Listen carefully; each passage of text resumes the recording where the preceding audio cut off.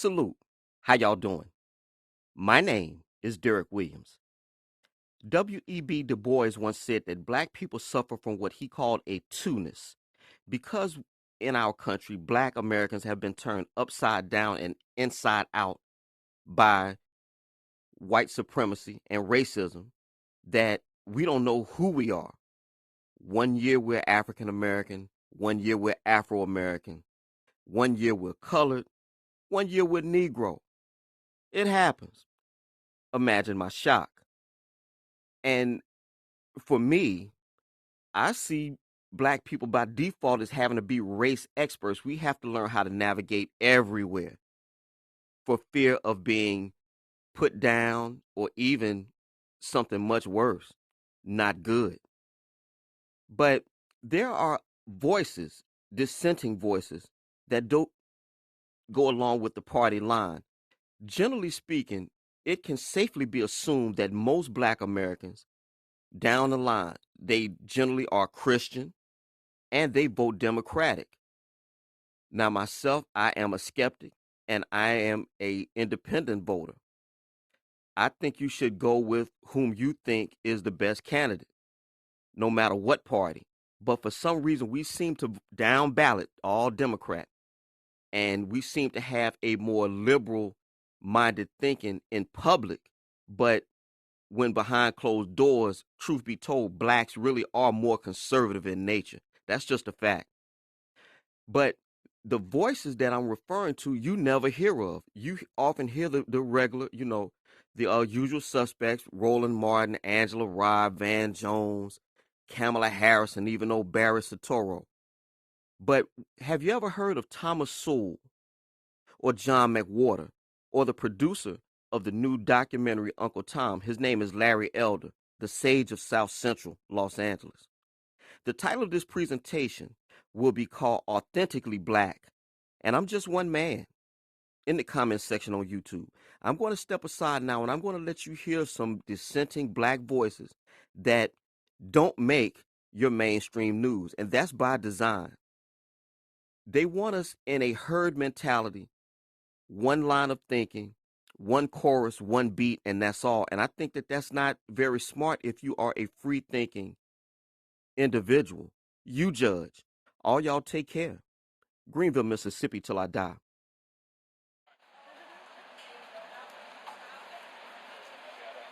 Hello. We love our President Trump. Thank you guys. We do. USA. USA, that was It was phenomenal. great. Amazing. For illegal. It was great. That was one of the greatest experiences of my life. I would never forget that. It was wonderful, man. It was beautiful. Absolutely. Look at all these Uncle Toms, right? Free-thinking blacks. It was fantastic. It was amazing. It's such an honor to have been able to get there and even see the president in person. It was amazing. I just met the president, man. He told me I was the flyest guy in the room. It was an honor. Thank you. But they didn't think I would be here, guy from the streets in the White House. I never would think I'd be one of the first in my family to be invited to the White House as a black man. Not too many people can say that amongst black families. So it's good that that actually happened, I made history in my family. Amazing experience, lots of regular Americans getting in there, having an opportunity to share laughs with the President of the United States. It was a great experience. I shook his hand. Awesome. I lost my voice a little bit, so I'm sorry. It was amazing.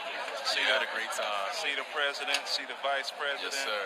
See many black American conservatives. So it was just lit. It was energy. This is this is me and her third time. So every time we go, President Trump, he's like so funny and it's just lit. The energy is amazing every time. I feel warm. Electrifying. I caught chills. As soon as he came in, the way the crowd erupted in there was like... The president said we blew his ears out. Got a chance to listen to all the things that he's done for the black community. And I'm just grateful for this president. I didn't support him the last election. But after seeing what he's done and that speech he gave in there, he's convinced me. I'm voting for him in 2020. He made it very clear that he is here to put America first. We have people suffering here, but meanwhile, we're spending so much time and energy devoted towards illegals or people coming to this country unfairly. And, Democrats have made a mess of our inner cities, but he is really trying to root all that mess out and really help people in the ways that are actually effective, rather than the empty lies and promises that Democrats have been giving, but we haven't had any results. People are waking up. People are changing. Humans are naturally conservative because we're humans. You grow up being taught to work hard for what you got. You don't grow up being told you're going to get something because you just want it. You're saying, like, you ain't got to work for it. When I went in the store and I tried to get a Snickers and I ain't had no money for it, Mama smacked my hand, put that Snickers back. You feel me? We can't afford that. You know what I'm saying? But Democrats, they say, hey, we give you everything for free. That ain't reality, because nothing is free, because we pay for everything with our taxes. They work for us. It was Donald Trump who woke me up, man. At first, when he was nominated and he was elected, I was not a big fan, but to see the things he's done for the black community, to see things he's done for America in particular, I'm a huge fan now, and he has my support 4 more years, and I'll be voting for Donald J. Trump.